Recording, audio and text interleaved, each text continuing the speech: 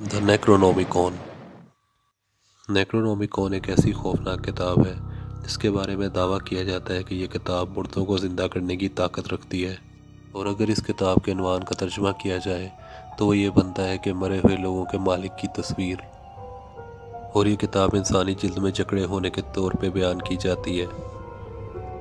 शुरुआत में नेक्रोनोमिकॉन मुकम्मल तौर पर गैर हकीकी और मुसन्निफ एच.पी. लवक्राफ्ट के कामों में शुमार की जाती थी, लेकिन जैसे जैसे इसकी बदनामी बढ़ती गई, हकीकी पब्लिशर्स ने इसमें दिलचस्पी ली और इसको एक किताब की शक्ल दी और इसकी कई फ़िज़िकल कॉपीज़ बनाई।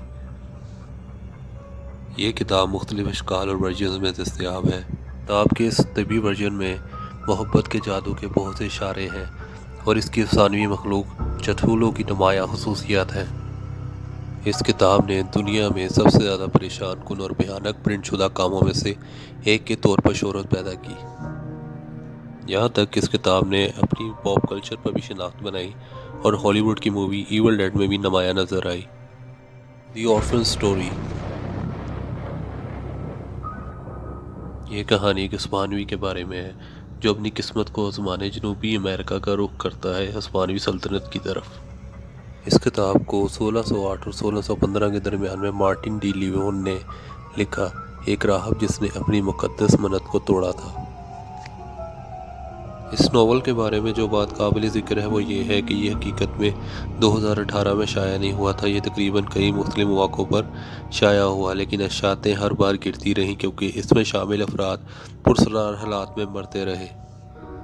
बेलिंडा पोलिसिस के नाम से पीरो की एक माहिर तालीम ने 1965 में हिस्पानवी सोसाइटी ऑफ अमेरिका के आर्काइव्स में गहराई में छुपे हुए मखतूता को दोबारा दरियाफ्त किया। जब बेलिंडा ने इस किताब पर काम शुरू किया तो उसके साथियों ने इसे इसकी नहुसत के बारे में ख़बरदार किया, जिसके बारे में यह कहा जाता था इस किताब के कदीम सफ़ात पर पाई जाती है। लेकिन बेलिंडा ने इस बात का मजाक उड़ाया और देखते ही देखते इसके इर्द गिर्द गैर मामूली अमवात होना शुरू हो गई। कुछ अमवात जो है वो कार एक्सीडेंट्स की सूरत में हुई और कुछ अमवात गैर मामूली बीमारियों की वजह से होना शुरू हुई, जिनकी वजूहात की कोई वजाहत ना मिल सकी।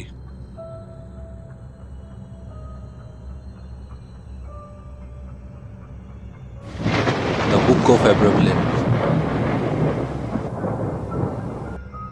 ये किताब 15वीं सदी में इब्राहिम नामी जादूगर ने अपने बेटे लमेक के लिए लिखी। इस किताब का अंग्रेज़ी तर्जुमा सन 1900 में किया गया और जल्द ही ये किताब मनहूस होने की वजह से शोहरत हासिल करने लगी।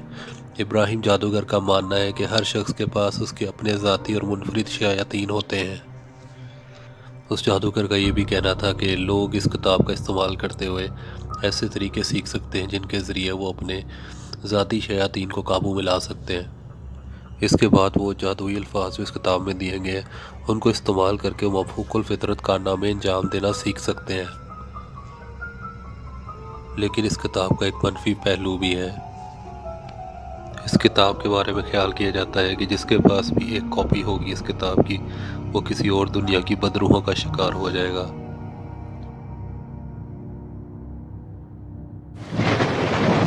कोडेक्स कीगास। कोडेक्स कीगा जो शैतानी बाइबल के नाम से मशहूर है, इसे 12वीं सदी में लिखा गया। इस किताब का वज़न तकरीबन 165 पाउंड है। कोडेक्स कीगा के बारे में कहा जाता है कि ये किताब एक राहब ने लिखी थी जिसने अपनी रूहानी मददें तोड़ दी थी। इसके जुर्म के लिए राहब को ईंटों की दीवार के पीछे दफन करने का हुक्म दिया गया। अपनी मौत से एक रात पहले राहब ने इस किताब में इंसानी तजुर्बे के बारे में सब कुछ लिखना शुरू कर दिया, लेकिन उसको जल्दी एहसास हुआ कि वो इस काम को एक रात में पूरा नहीं कर सकेगा। तो उसने एक अमल के ज़रिए शैतान को हाजिर किया और उससे मदद ली कि वो इस काम को सर अंजाम दे सके, और बदले में उसे अपनी रूह सौंप दी। कहा यह जाता है इस किताब को शैतान ने खुद लिखा। कोडेक्स कीगास शैतानी तरीक़ों से, जादुई तरीक़ों से और शैतानी तस्वीर से भरी हुई है। ये जो तस्वीर आप स्क्रीन पर देख रहे हैं, कहा जाता है कि ये तस्वीर शैतान की है जिसने इस बुक को बनाया और लिखा। इस किताब को एक रात में बनाया गया और ये एक इंसान के लिहाज से नामुमकिन है। مزید ایسی ویڈیوز اور معلومات جاننے کے لیے اس چینل کو لائک اینڈ سبسکرائب کیجیے۔